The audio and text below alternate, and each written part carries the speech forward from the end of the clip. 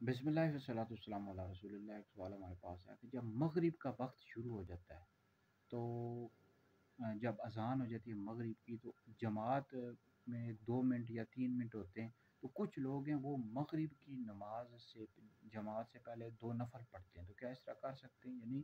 دیکھیں اس حوالے سے ابو داؤد شریف میں حدیث موجود ہے، حضرت سیدنا عبداللہ ابن عمر رضی اللہ تعالیٰ عنہ سے اس کے حوالے سے پوچھا گیا تو آپ نے فرمایا کہ میں نے نبی کریم علیہ السلام کے زمانے میں کسی کو ایسا کرتے نہیں دیکھا۔ تو احناف کے نزدیک، ہم چونکہ حنفی ہیں، امام اعظم وہ حنیفہ رحمۃ اللہ علیہ کے مقلد ہیں مسائل میں،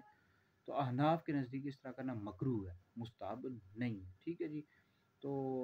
مغرب کی جب اذان ہو تو اس کے بعد فوراً ہی 1-2 منٹ کے بعد آپ جماعت کھڑی کر دیں،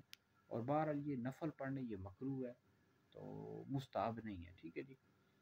تو لہٰذا یہ ہے کہ کچھ لوگ ہوتے ہیں کہ اس وقت قضا نماز پڑھنا شروع کر دیتے ہیں، قضا نماز ہے 3 مکروہ اوقات میں نہیں پڑھ سکتے، باقی میں پڑھ سکتے ہیں، تو باقی اس میں نفل بھی مکروہ ہیں۔ تو اس کی جو ہے